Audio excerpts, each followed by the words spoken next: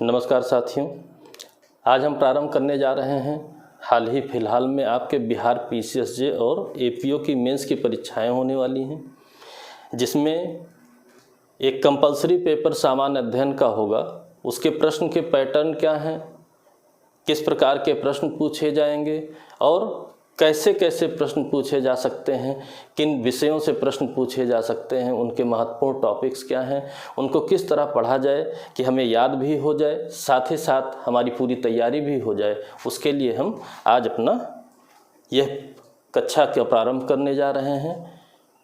उसके अनुसरण में आज हम भारतीय इतिहास विषय के साथ प्रारंभ कर रहे हैं। भारतीय इतिहास में क्या क्या चीज़ें आ रही हैं,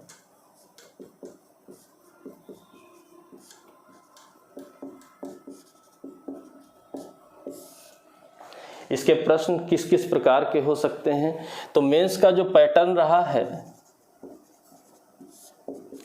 यह किसी भी सब्जेक्ट के साथ इस प्रकार का पैटर्न रहा है कि जो प्रश्न पूछे जाने हैं उन प्रश्नों के लिए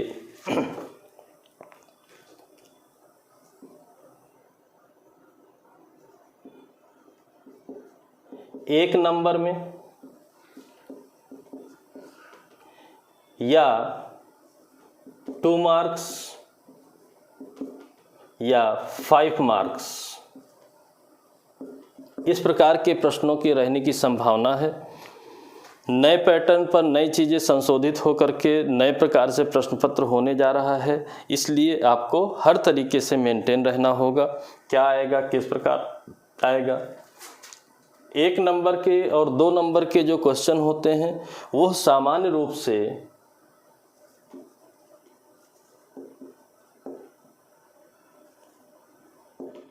ठीक है, 1 लाइनर,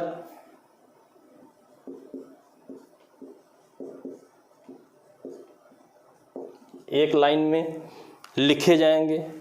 जो 5 नंबर के आपके प्रश्न होंगे ये है शॉर्ट नोट,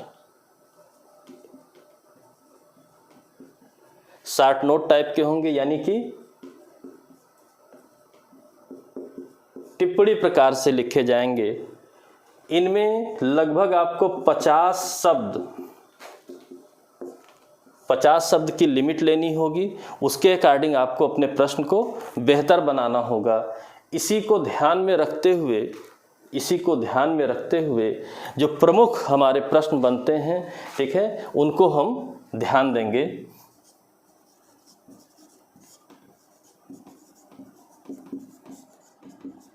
क्या प्रमुख प्रश्नोत्तर बनते हैं, किसी भी प्रश्न को क्या पूछा जा सकता है, क्या पूछने के साथ उसका उत्तर हम एक लाइन में कैसे लिख सकते हैं या टिप्पणी के रूप में लिखना हुआ तो उसे किस प्रकार लिख सकते हैं। इन सब बातों को ध्यान में रखते हुए हम अपने सिलेबस को जल्द से जल्द समाप्त करेंगे। देखते हैं भारतीय इतिहास में क्या है। थोड़ा सा परिचय लेते हुए हम पढ़ेंगे, फिर सीधे प्रश्नों पर आ जाएंगे। थोड़ा सा परिचय जरूरी होता है।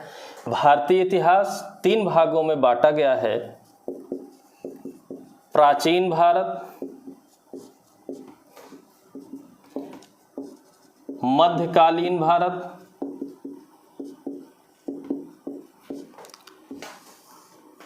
और आधुनिक भारत। 3 भागों में बांटा गया है। इसमें यदि हम सतही तौर पर देखें तो जो प्राचीन भारत का हिस्सा है, अर्थात आदिकाल से 1206 ईस्वी तक यहाँ हम देखेंगे तो इसमें एक लंबा समय प्राचीन भारत का यह बिहार में, ठीक है, प्राचीन भारत एक लंबा समय बिहार में अपनी पहचान रखता है।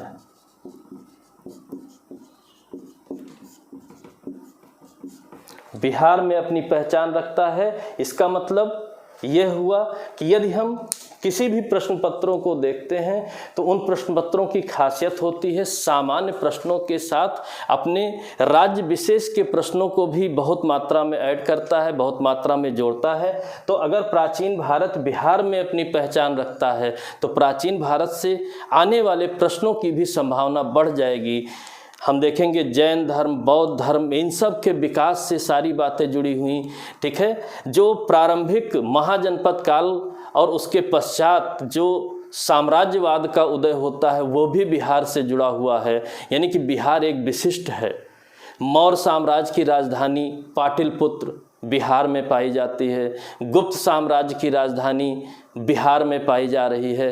अर्थात अगर देखा जाए तो बड़े स्तर पर बिहार प्राचीन भारत के साथ जुड़ा हुआ है। इससे माना जा सकता है कि यदि राज्य विशेष प्रश्नों की बात की जाए तो राज्य विशेष प्रश्नों में बिहार का विशेष योगदान रहेगा। इसलिए प्राचीन भारत को हर तरीके से ध्यान में रखते हुए हम अपने अध्ययन को आगे बढ़ाएंगे, ताकि मध्यकालीन भारत के भी कुछ चुने हुए प्रश्न, आधुनिक भारत के भी कुछ चुने हुए प्रश्न, इनको भी मेंटेन करेंगे, साथ में बिहार विशेष के साथ प्राचीन भारत को भी मेंटेन करेंगे। यह पढ़ने के एक तरीके में आपका रहेगा, ठीक है। उसके हिसाब से हमें हर चीज़ मेंटेन करनी है। देखते हैं, ठीक है। अब ये अगर देखा जाए तो 1206 ईस्वी तक, और यह इसके पश्चात आगे बढ़ता है 1707 ईस्वी तक, ठीक है। और इसके पश्चात अगर आधुनिक भारत की बात करें तो वर्तमान तक, ठीक है। आदिकाल से 1206 तक प्राचीन भारत, मध्यकालीन भारत 1206 से 1707 तक, आधुनिक भारत 1707 ईस्वी से वर्तमान तक।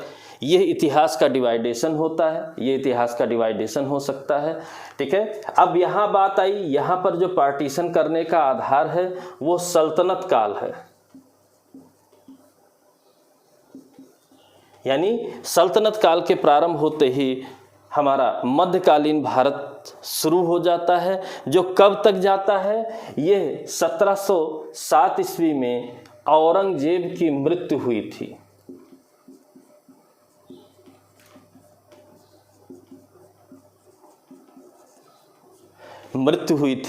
ठीक। यानी कि अध्ययन के दृष्टिकोण से भारतीय इतिहास को 3 भागों में बांटा गया, प्राचीन भारत, मध्यकालीन भारत और आधुनिक भारत। यानी कि हर दशा दिशा, राजनीतिक दशा दिशा, सामाजिक दशा दिशा, आर्थिक दशा दिशा, हर चीज़ का बदलाव सल्तनत काल के साथ बदलाव हो जाता है, इसलिए इसे मध्यकालीन भारत में रखे। और औरंगजेब की मृत्यु के बाद पुनः राजनीतिक व्यवस्था, सामाजिक व्यवस्था, आर्थिक व्यवस्था, सभी चीज़ों में बदलाव हो जाता है, इसलिए औरंगजेब की मृत्यु के बाद के हिस्से को आधुनिक भारत के हिस्से में रखते हैं, ठीक है। यहाँ पर आपका प्रश्न पूछ सकता है, वन लाइनर प्रश्न पूछ सकता है कि भारत में आधुनिक काल का शुरुआत कब हुआ, भारत में मध्यकालीन इतिहास का प्रारंभ कब हुआ। तो आप इसी चीज़ को लिखेंगे, सल्तनत काल में 1206 ईस्वी से।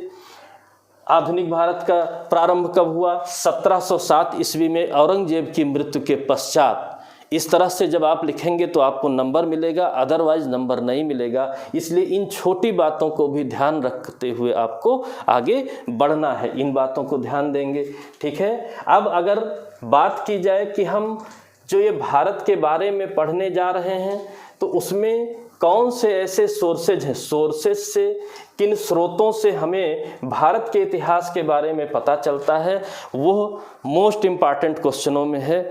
वहाँ पर अभिलेख आएंगे, अभिलेखों में कुछ जुड़े हुए महत्वपूर्ण अभिलेख हैं, उनसे प्रश्न आता है, सिक्कों से 1-2 प्रश्न बनता है, ठीक है। इसी प्रकार साहित्य से भी, ब्राह्मण साहित्य से भी 1-2 प्रश्न बनते हैं। जो अदर साहित्य होते हैं उनसे भी, यानी कि विदेशी यात्रियों के विवरण, गैर ब्राह्मण साहित्य यानी जैन धर्म, बौद्ध धर्म के जो साहित्य हैं, उनसे हमें इतिहास के बारे में क्या पता चलता है, ये हमारे प्रश्न बनते हैं। इनको ध्यान में रखना जरूरी है, यानी 1 नंबर भी यहाँ पर महत्वपूर्ण है। बहुत से बच्चे ऐसे हैं जो भारतीय इतिहास के स्रोतों को नज़रअंदाज कर देते कि यहाँ से मेंस का प्रश्न नहीं बन। अरे यहाँ से क्यों नहीं बनेगा, यहाँ से तो बहुत अच्छी अच्छी किताबों के नाम हैं, अभिलेखों के नाम हैं, कौन सा अभिलेख कहाँ पाया जाता है, किसका अभिलेख है। वन लाइनर के लिए मोस्ट इम्पॉर्टेंट सेक्शन होता है भारतीय इतिहास जानने के स्रोत कौन हैं। ठीक है, विदेशियों की भी पुस्तकें पूछी जाएंगी। अब आपने पढ़ा ही नहीं है तो विदेशियों की पुस्तकों को कैसे करेंगे। इंडिका पूछी जाएगी, नेचुरल हिस्टोरिका पूछी जाएगी, ये सब पुस्तकें पूछी जाती हैं।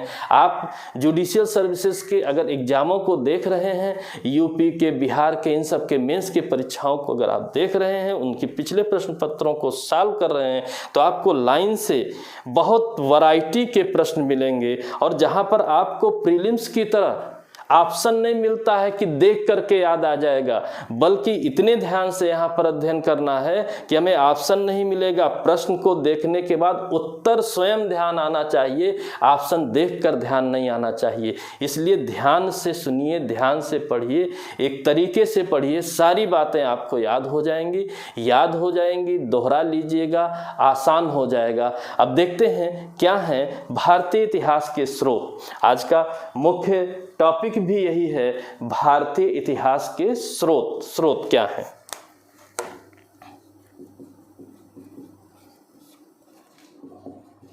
भारतीय इतिहास जानने के स्रोत। ठीक है, अगर देखा जाए तो क्या यह भी हमारा प्रश्न बन सकता है? बिल्कुल बिल्कुल, यह भी हमारा प्रश्न बन सकता है कि भारतीय इतिहास जानने के स्रोत कौन कौन से हो सकते हैं, लिखिए। 2 नंबर में प्रश्न आ गया, तो आप अगर उचित तौर पर लिख रहे हैं आपको नंबर मिलेगा, नहीं लिख रहे हैं, डिसबैलेंस हो गया तो आपको नंबर नहीं मिलेगा। इसलिए इस बात पर ध्यान रखना आपके लिए बहुत ज़्यादा जरूरी है। तो प्रमुख स्रोतों को अगर हम इन स्रोतों को डिवाइड करें, ठीक है, तो ये आप देखेंगे कि कई भागों में बांटकर पढ़े जाते हैं। पुरातात्विक स्रोत हैं, साहित्यिक स्रोत हैं और विदेशी यात्रियों के विवरण के स्रोत हैं। तो अगर हम इसको इस तरह बांटते हैं, पुरातात्विक स्रोत, ये पुरातात्विक स्रोतों में क्या आता है, यह भी प्रश्न बनता है वन लाइनर कि इतिहास को जानने के पुरातात्विक स्रोत क्या होते हैं। अब पता चला इसमें आप साहित्य की बात कर दिए तो फिर कंफ्यूजन भी होगा, गलती भी होगी, नंबर भी नहीं मिलेगा। और दूसरा हमारा जो स्रोत जाता है वो जाता है साहित्यिक स्रोत। ठीक है, पुरातात्विक स्रोतों में क्या क्या आता है उनको जानना जरूरी है। अभिलेख, पत्थरों पर खुदवा कर लिखा गया था प्राचीन भारत में, अभिलेखों के रूप में प्राप्त होते हैं। वो पिलर के रूप में भी हो सकता है, किसी चट्टान के रूप में भी हो सकता है। बहुत प्रकार के अभिलेख भारत में तैयार किए गए। अभिलेख महत्वपूर्ण स्रोतों में आते हैं। दूसरा आता है सिक्के। सिक्के यानी कि सिक्कों से हमें इतिहास की कैसे जानकारी मिलती है। जिस समय सिक्कों में सन या वर्ष डाल दिया गया उस समय का तो पता चलता है, बाकी उससे भी प्राचीन जो सिक्के हमें प्राप्त हुए हैं उनमें बनी आकृतियों, खुदे हुए चीज़ों से ये अंदाज़ा लगाया जा सकता है कि उस समय का इतिहास कैसा रहा होगा, जनजीवन कैसा रहा होगा, राजनीति कैसी रही होगी, लोग किन चीज़ों की पूजा करते थे या नहीं करते थे, इस बातों का पता चलता है। सिक्के भी महत्वपूर्ण स्रोतों में आते हैं। तीसरा आपका आता है स्मारक या भवन।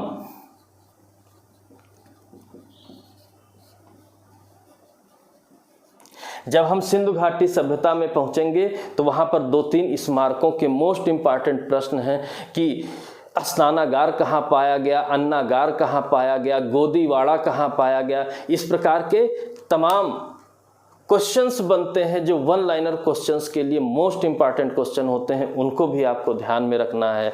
ठीक है, अगला बनता है आपका मूर्तियां।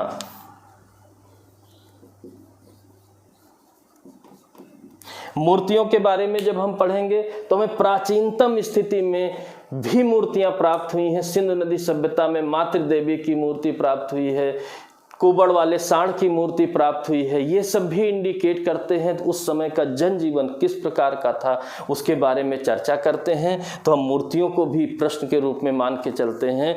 अगला है चित्रकला। चित्रकला यानी कि गुफाओं में बहुत से चित्र बने हुए हैं। हिरन भाग रहा है, पीछे से भाला लेकर के एक आदमी दौड़ता हुआ उसके पीछे दिख रहा है। इसका मतलब ये हुआ, उन चित्रों को देख के अंदाजा लगता है कि कार्बन डेटिंग विधि से पता लगाया जाता है कि किस समय का चित्र होगा। पता चला कि ये 5000 वर्ष पूर्व है, ये 10,000 वर्ष पूर्व का चित्र है। तो एक अंदाजा हमें मिलता है, एक इतिहास लिखने के लिए एक जानकारी हमें प्राप्त होती है कि उस समय यह चित्र बता रहा है कि संभवतः हिरन का शिकार भाले से किया जाता था और शिकार आर्थिक आधार पर जनजीवन का एक विशेष आधार बनता था, भोजन सामग्री का विशेष आधार बनता था। ठीक है, इसके आधार पर इतिहास लिखा जाता है आदि। इतनी चीजें आपकी पुरातात्विक स्रोतों में मोस्ट इंपॉर्टेंट हैं। ठीक है, इसमें मोस्ट इंपॉर्टेंट हैं, तो इसको आपको जानना रहेगा। आज ये परिचय वाली आपकी क्लास है। इसके माध्यम से कैसे वन लाइनर, मतलब हम इतिहास तो पढ़ते हैं लेकिन वो वन लाइनर कैसे बन सकता है उसको भी हमें सीखना है। टिप्पणी में कैसे बन सकता है उसको भी हमें सीखना है, ताकि हम उचित मैटर का चयन कर सकें जो प्रश्नों के लिए संभावित होते हैं। बहुत ज़्यादा पढ़ने से भी समस्या होती है, बहुत कम पढ़ने से भी समस्या होती है। हम ज़्यादा पढ़ रहे हैं, उसका भी परिणाम ये निकलेगा दिमाग में खिचड़ी बन गई, क्या फ़ायदा हुआ। हम कम पढ़ रहे हैं, पढ़ा हुआ आया ही नहीं, तब भी हमें समस्या होगा। तो एक बैलेंस बनाना रहता है, इसलिए शुरुआती दौर में परिचय लेना अति अनिवार्य होता है। परिचय के हिसाब से पढ़ेंगे तो हमारे लिए बहुत आसान हो जाएगा। यानी कि हम कुछ पुरातात्विक स्रोतों के बारे में पढ़ेंगे, यानी कि प्रमुख अभिलेख कौन से हो सकते हैं जो प्रश्न बने। सिक्कों के बारे में एक कोई बात ऐसी हो सकती है जो प्रश्न बने। स्मारक भवन प्रमुख कौन से हैं, कहाँ पाए गए, उसके बारे में। मूर्तियाँ कौन सी हैं जो प्रश्न के रूप में मेंस में बहुत इंपॉर्टेंट है। चित्रकला क्या है, उससे भी क्या इंडिकेशन मिलता है। जैसे पूछ लिया गया कि प्राचीन भारत में के इतिहास की जानकारी हमें चित्रकलाओं से प्राप्त होती है, उसके प्रमुखतः चित्र कहाँ पाए गए। अब आपको भीमबेटका की गुफाएं नहीं याद हैं तो समस्या होगी। भीमबेटका गुफा आपका मोस्ट इम्पॉर्टेंट क्वेश्चन है, आप मान के चलिए लगभग वो आता ही आता है। तो ऐसी गलतियां ना होने पाए, इसके लिए हम यहाँ के जो प्रमुख प्रश्न है, ये एक हिंट है, इसके प्रमुख प्रश्न व्याख्याओं में आएंगे कि क्या क्या हो सकते हैं, क्या क्या हो सकते हैं। अगले स्टेप में जब हम जाएंगे तो साहित्यिक स्रोत हैं। साहित्यिक स्रोत का एक हिस्सा है भारतीय साहित्य,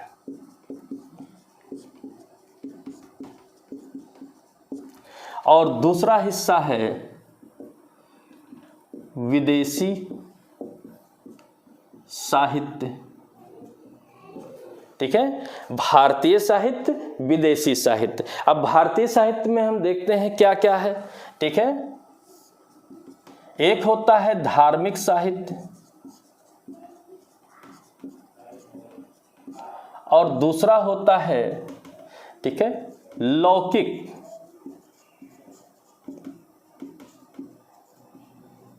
ठीक, धार्मिक साहित्य, लौकिक साहित्य। धार्मिक मतलब जिसमें धर्म आदि की चर्चा है, उसके आधार पर जिन पुस्तकों को धर्म से जोड़ दिया जाता है उनसे हमें इतिहास की क्या जानकारी मिलती है और कौन सी प्रमुख पुस्तकें हैं। लौकिक साहित्य मतलब राजाओं के यहाँ बैठ करके लिखा गया है, अदर तरीके से बैठ करके लिखा गया है, बहुत तरीके से बैठ के लिखा गया है। उनके बारे में, उस समय के समाज की स्थिति के बारे में, उस समय राजतंत्र की स्थिति के बारे में हमें जानकारी मिलती है। वो जानकारियों में कौन सी इंपॉर्टेंट बात हो सकती है वो भी हम जानेंगे, और साथ में किसी साहित्य की रचना किसके द्वारा की गई जो सबसे इम्पॉर्टेंट पोर्शन होता है उनके बारे में भी। अब पूछता है कि अर्थशास्त्र की रचना किसने की थी। अब आपको कौटिल्य, चाणक्य, विष्णुगुप्त याद नहीं आ रहे हैं तो समस्या होगी। ठीक है, वेदों की रचना किसके द्वारा की गई। अब खाली आप वेद व्यास लिख दे रहे हैं तब नहीं आपका जो है आंसर सही उत्तर माना जाएगा कि हाँ आपको पूरा नंबर मिले, बल्कि जब आप लिखेंगे महर्षि कृष्णद्वैपायन वेद व्यास तब आपको नंबर मिलेगा। ऐसी बातों पर भी आपको ध्यान देना है, क्योंकि लिखना है, चुन करके गोला नहीं रंगना है, लिखना है, उस बात को ध्यान देना है। ठीक है, विदेशी साहित्य सीधा है, विदेशी जो विदेश वाले यहाँ पर आए थे जो देखा उसके अकॉर्डिंग जो लिखी हैं पुस्तकें, या विदेशी साहित्यों में, यूनान के साहित्य में, अरब के साहित्य में भारत का जो कुछ भी व्याख्यान मिलता है, जो कुछ भी दर्शन वहाँ मिलता है, उसकी चर्चा करेंगे। तो पुस्तकें बहुत महत्वपूर्ण हैं। लगभग मानकर चलिए कि एक क्वेश्चन पुस्तकों से जरूर आएगा। यहाँ पर अभी तो हम प्राचीन भारत के ही मुख्यतः पुस्तकों को लेंगे, लेकिन धीरे धीरे मध्यकाल में भी कौन सी प्रमुख पुस्तकें थीं, आधुनिक भारत में भी कौन सी प्रमुख पुस्तकें थीं, उनकी भी लिस्ट आपको जरूरी है। लिस्ट मेरे द्वारा आपको दे दी जाएगी, आपको परेशान होने की जरूरत नहीं है।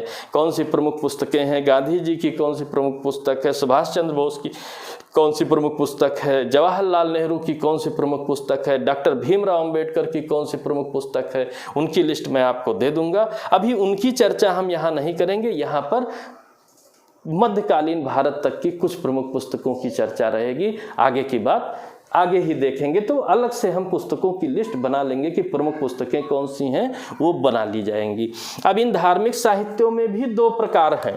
ठीक है, एक है ब्राह्मण साहित्य और दूसरा है धार्मिक साहित्यों में ब्राह्मणेतर साहित्य। ठीक है, तो ब्राह्मण साहित्यों में क्या आता है?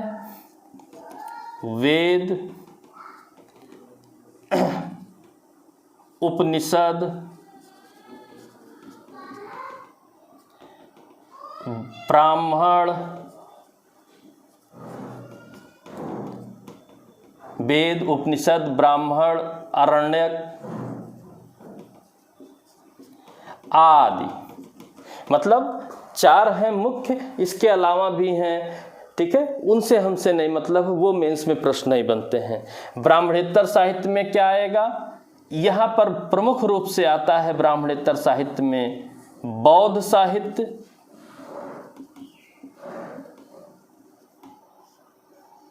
और जैन साहित्य।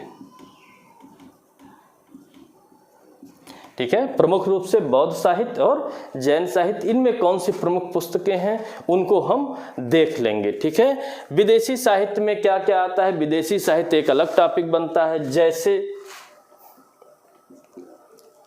इंडिका। ठीक है, इंडिका सबसे महत्वपूर्ण है, सबसे महत्वपूर्ण है। ठीक है, दूसरा आता है जियोग्राफी,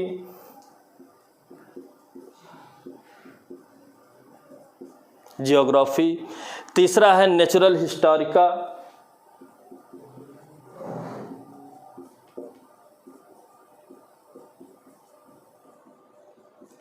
ठीक है, CU की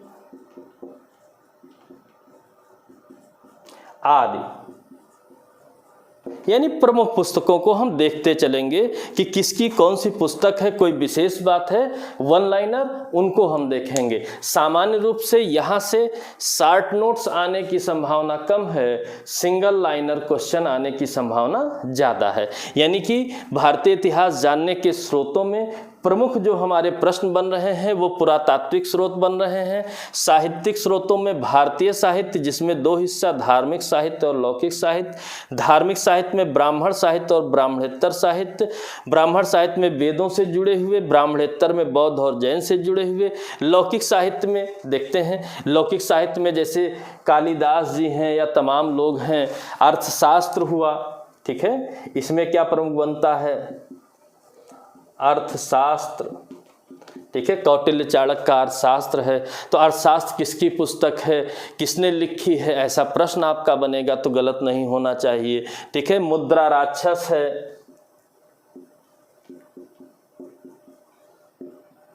ठीक है, मुद्रा राक्षस एक प्रमुख पुस्तक है।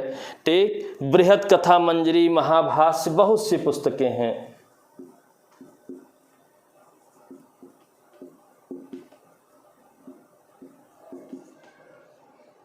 ठीक है,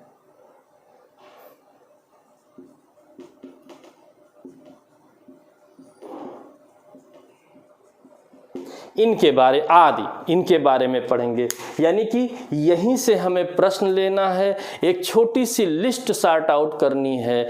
यह पोर्शन होने के बाद दूसरा हिस्सा, फिर भारतीय इतिहास जानने के स्रोत के बाद दूसरा हिस्सा हमारा आता है कि प्राचीनतम भारत में, यानी पाषाण काल के दौरान, पुरा पाषाण काल में, मध्य पाषाण काल में, नव पाषाण काल में कौन कौन से स्थान प्रमुख हैं, उनसे जुड़ी कोई विशेषता प्रमुख तो नहीं है, ठीक है, उतना मात्र जानेंगे। यानी कि स्थान तो सैकड़ों हैं, सैकड़ों नहीं, 2, 4, 6 जानने हैं जिनसे प्रश्न हमारा बनता है, ठीक है। उस बात को हमें ध्यान रखना है, इस बात को आप मेंटेन कर लीजिएगा। भारतीय इतिहास जानने के क्या क्या स्रोत हैं, ठीक है, यहाँ से प्रश्न लगभग मान के चलिए एक प्रश्न सिंगल लाइनर आपका आएगा। पुस्तकों से जुड़ा हुआ, उनकी राइटर्स से जुड़ा हुआ, उनकी किसी विशेष बात से जुड़ा हुआ भी प्रश्न आ सकता है, ठीक है। विदेशी साहित्यों में भी वही स्थिति है, ठीक। ये जानने के स्रोत हो गए। अब इनके बारे में देखते हैं क्या प्रमुख है, इनके बारे में देखते हैं क्या प्रमुख है।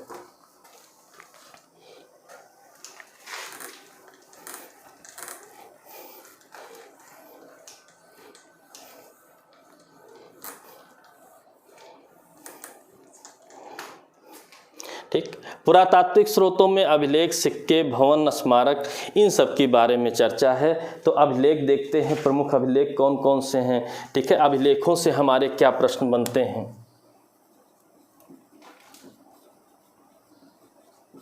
इसमें प्रमुख कौन हैं, ठीक है, कौन कौन से प्रमुख अभिलेख हो सकते हैं हमारे, किसके हैं, या किन्हीं अभिलेखों में पूछ सकता है कहाँ पर, और कोई अन्य विशेष बात,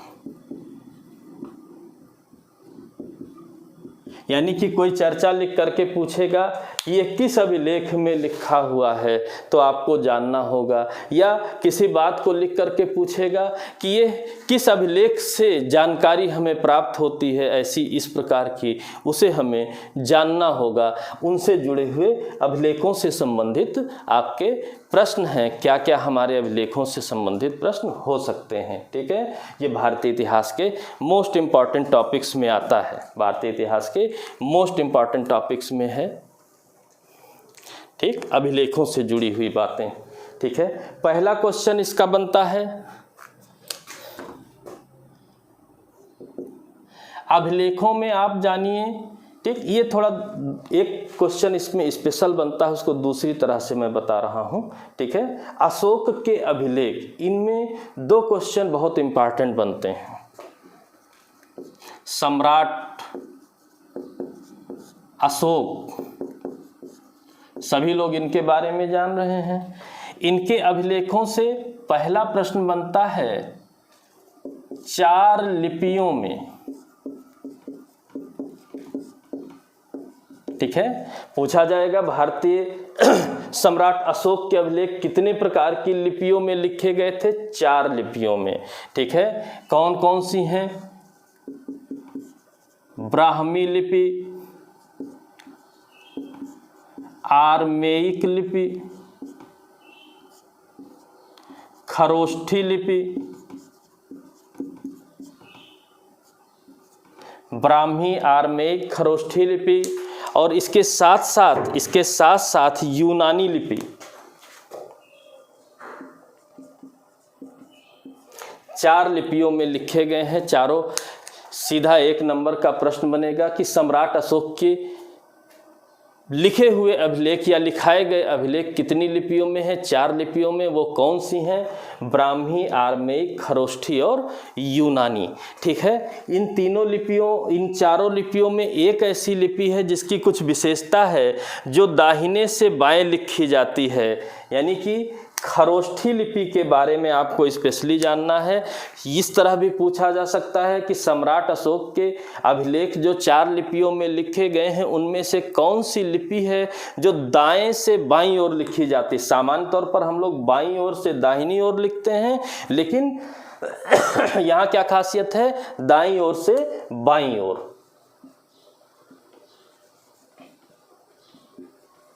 दाईं ओर से बाईं ओर।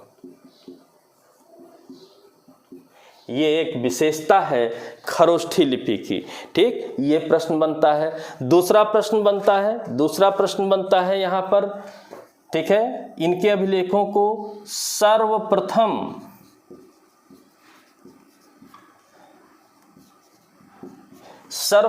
किसने पढ़ा था। प्रश्न बनता है सम्राट अशोक के अभिलेखों को सर्वप्रथम किसने पढ़ने में सफलता प्राप्त की थी। तो आपका उत्तर है सर जेम्स प्रिंसेप। यानी अशोक के अभिलेखों से सिर्फ और सिर्फ इतने ही प्रश्न बनते हैं मेंस में। यदि थ्योरेटिकल क्वेश्चन आता आपका 10 नंबर 20 नंबर का, तब इस पर चर्चा आदि आती है। सिविल में इससे भी ज़्यादा प्रश्न बनते हैं, लेकिन जुडिशियल सर्विसेज में और साथ में यदि हम एपीओ की बात करें, ठीक है, तो वहाँ पर इस पर चर्चा की बात नहीं आती है। सिर्फ अगर क्वेश्चन बन सकता है तो इतना ही बन सकता है, इस बात को ध्यान रखिएगा। 4 लिपियों में अशोक के अभिलेख हैं, ब्राह्मी, आर्मेयिक, खरोष्ठी और यूनानी, जिसमें खरोष्ठी लिपि दाईं से बाईं ओर लिखी जाती है, बाकी तीनों लिपियां आपकी बाईं से दाईं ओर लिखी जाती हैं। और सर्वप्रथम किसके द्वारा पढ़ा गया, विकूटन किया गया, सर जेम्स प्रिंसेप द्वारा इसको पढ़ा गया और इसका विकूटन किया गया। ये 2 प्रश्न आपके सम्राट अशोक से बनते हैं। ठीक है, सम्राट अशोक से बनते हैं। अन्य कौन से प्रमुख अभिलेख हो सकते हैं, ये सम्राट अशोक में 2 बन रहे थे, इसलिए आपने 2 को लिखा। अन्य प्रमुख अभिलेखों में आप हम लिख सकते हैं हाथी गुम्फा अभिलेख,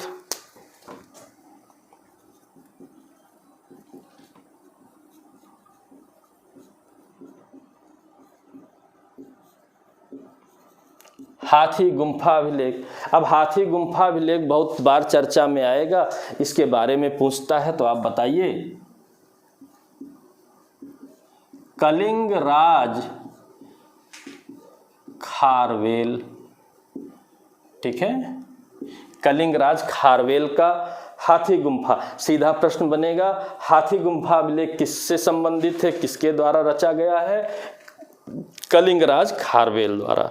ठीक है, इतना ही प्रश्न बनेगा। इसी से जानकारी मिली थी, नंद वंश के बारे में जानकारी मिली थी, जैन धर्म के बारे में जानकारी मिली थी, लेकिन वो नहीं पूछेगा, वो आपको जानने की जरूरत नहीं है। दूसरा है प्रयाग स्तंभ लेख।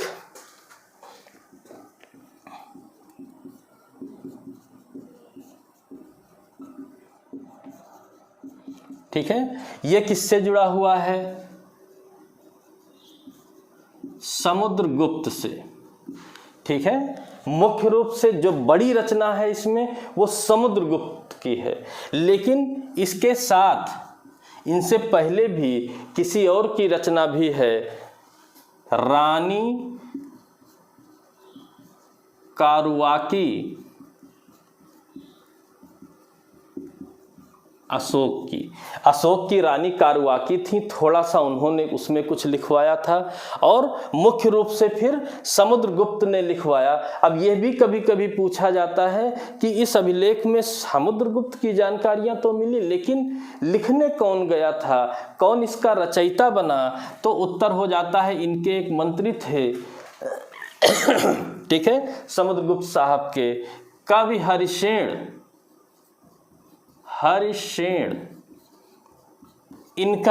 इनसे जुड़ा हुआ है। हो सकता है रचना पूछ ली जाए आपसे कि इतना इंपॉर्टेंट है प्रयाग स्तंभ लेख, इसमें बड़ी रचना किसकी मिलती है, तो कवि हरिशेण की मिलती है। इस बात को भी ध्यान में रखिएगा। सामान्य प्रश्न पूछता है तो सिर्फ समुद्रगुप्त आपको लिखना रहेगा। ठीक है, इसके बाद अगला है, पूछता है ऐहोल अभिलेख।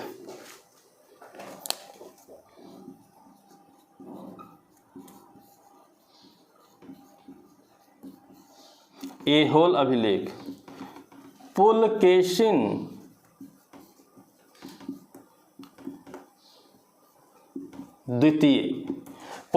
द्वितीय का है ऐहोल अभिलेख, इनसे जुड़ा हुआ है। ऐहोल अभिलेख किसका है? पुलकेशिन द्वितीय का है। बस इतनी बात पर आपको ध्यान देना है, ठीक है। अगला पूछ सकता है जूनागढ़ अभिलेख, मोस्ट इंपॉर्टेंट है।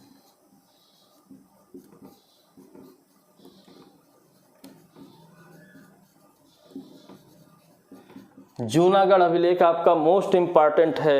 यह जुड़ा हुआ है रुद्रदामन, शक राजा थे, शक वंश के राजा थे रुद्रदामन, उनसे जुड़ा हुआ है। इसका स्थान भी पूछेगा। ये कहाँ पर स्थित है? जूनागढ़ आपका कहाँ है? गुजरात में, ठीक है। गुजरात में जूनागढ़ है, उसी से वहीं पर पाया गया है। जूनागढ़ में रुद्रदामन से जुड़ा हुआ है। इसमें एक और प्रश्न भी बनता है, सुदर्शन झील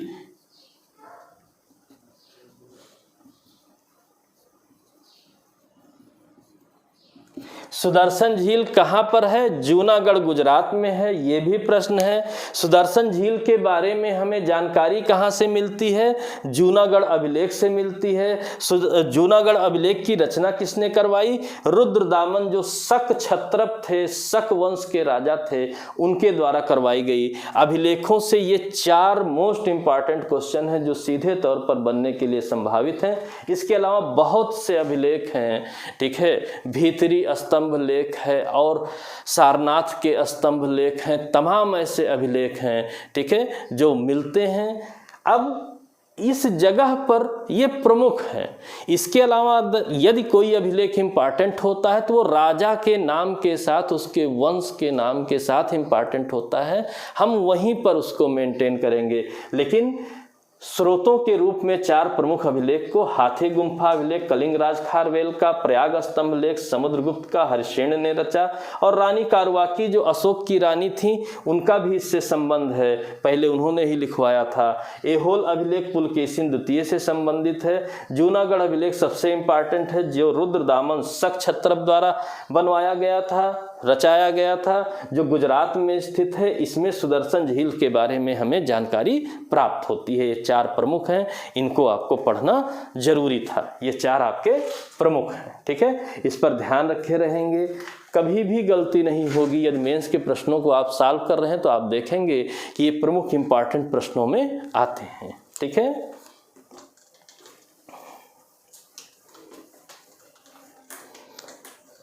प्रश्न बहुत आसान आते हैं। समस्या ये होती है कि आप समय के अकॉर्डिंग छांट कर पढ़ नहीं पाते हैं। कभी आप ज़्यादा पढ़ लेते हैं, कभी आप कम पढ़ लेते हैं। कैसे यूज होगा, ये बात बहुत इम्पॉर्टेंट है, इसलिए ध्यान देना जरूरी है। दूसरी बात सिक्कों के बारे में, ठीक है। सिक्कों में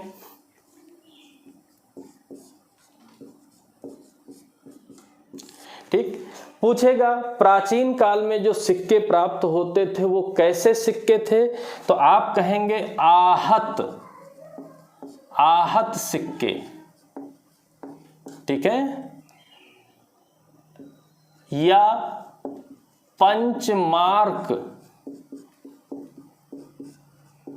सिक्के थे, ठीक है। बस एक प्रश्न बनेगा, आहत सिक्के या पंचमार्क सिक्के, ठीक। कहने का मतलब ये है, आहत माने ठोकर मारकर उसको चोट पहुंचा करके सिक्के बनाए गए थे। जो 2 कैटेगरी सिक्कों की होती, आहत सिक्के और ढलवा सिक्के। ढलवा यानी सांचे में ढाल दिए गए, आहत यानी ठोकर मार के, आहत करके उनको बनाया गया, चोट पहुंचाकर बनाया गया। तो जब प्राचीन काल की हम बात करेंगे तो प्राचीन काल के सिक्के आहत सिक्के थे। इसमें 5 मार्क बनाए जाते थे, ठीक है। ठोकर मार के 5 मार्क बनाए जाते थे और वही हमें प्राचीन काल में प्राप्त हुए हैं, आहत सिक्के या पंचमार्क सिक्के।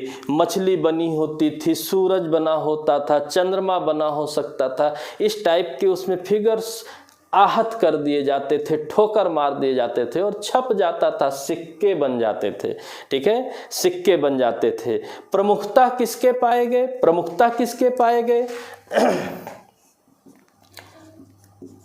सेलखड़ी, ठीक है, सेलखड़ी मिट्टी होती है, इसके सिक्के पाए गए, ठीक है। और दूसरा यहाँ प्रश्न बनता है कि शीशे के सिक्के,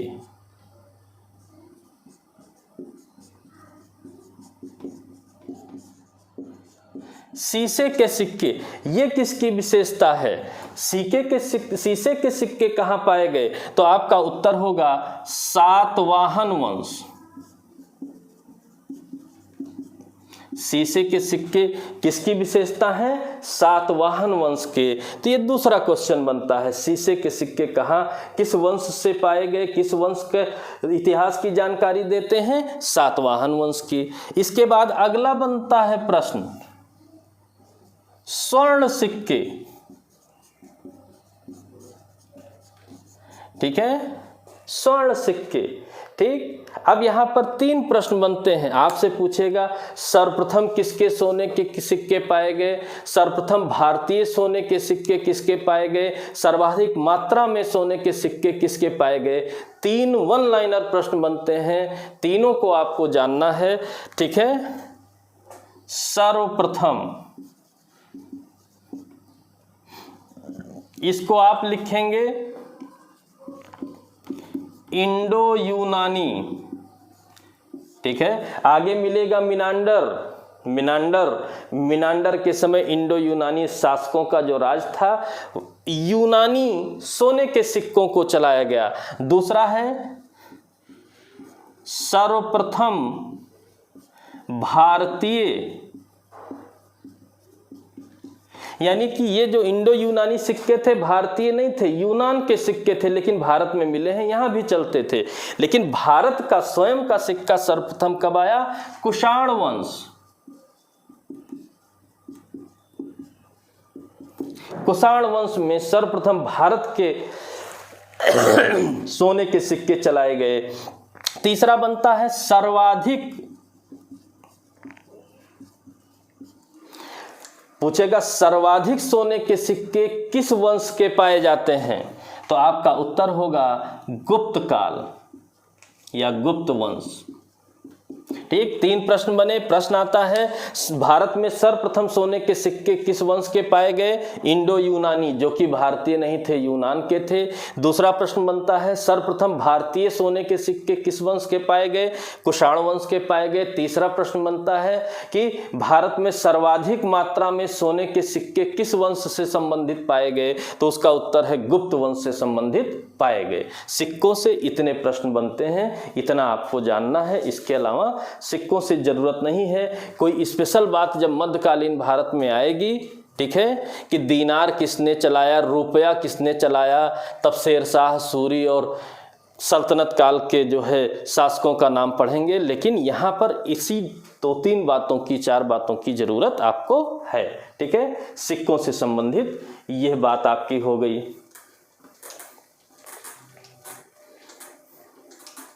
ठीक है, सिक्कों से संबंधित ये बात हो गई।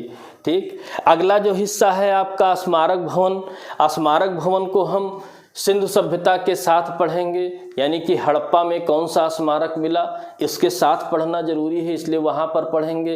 ठीक, दूसरी बात स्नानागार कहाँ मिला, मोहनजोदड़ो, हड़प्पा, लोथल, इनके बारे में पढ़ते समय हम पढ़ेंगे तो हमें याद रहेगा, यहाँ पढ़ने पर याद नहीं रहेगा, इसलिए उसकी चर्चा हम नहीं करेंगे। अगला प्रश्न जो आपका बनता है मूर्तियाँ। मूर्तियाँ भी कौन सी प्रमुख थी, मातृ देवी की मूर्ति कहाँ पाई गई, तो स्थल के साथ पढ़ेंगे, वहाँ ज़्यादा बेहतर होगा, यहाँ पर नहीं। इसके बाद आपका बनता है चित्रकला। चित्रकला में भीमबेटका की गुफाएं, एक क्वेश्चन है जो सबसे प्रमुख है, वो ये है चित्रकला के लिए भीमबेटका की गुफाएं। ठीक है, प्राचीनतम चित्रकला हमें कहाँ प्राप्त होती है? भीमबेटका की गुफाओं में प्राप्त होती है। एक क्वेश्चन प्राप्त होता है यहाँ से आपको, ये एक क्वेश्चन आपने पढ़ लिया। ठीक है, यही हमारा पढ़ने का क्रम होगा। अगले वीडियो में हम पुस्तकों के बारे में पढ़ेंगे, सभी नहीं लेकिन प्रारंभिक तौर पर जिन्हें जानना है उनके बारे में हम पढ़ेंगे। ठीक है, नेक्स्ट वीडियो आपको अगले तारीख को, अगले दिन प्राप्त होगा। ठीक है, इससे लंबा वीडियो आपका रहेगा, धीरे धीरे करके कुछ दिनों में आपका इतिहास समाप्त हो जाएगा। चैनल को लाइक करिए, सब्सक्राइब कीजिए, ठीक है, शेयर करिए ताकि ज़्यादा से ज़्यादा लोग इसको लाइक कर सकें, सब्सक्राइब कर सकें, जिससे हम लाइव आ सकें और हम आप आपस में कम्युनिकेट करते हुए, आपस में बातों की शेयरिंग करते हुए पढ़ाई कर सकें। इस हिसाब से जब हम रहेंगे, ठीक है, तो आपको भी विशेष लाभ होगा। ठीक, इसके अलावा अगली बात अगले वीडियो में आपकी रहेगी। तब तक के लिए धन्यवाद।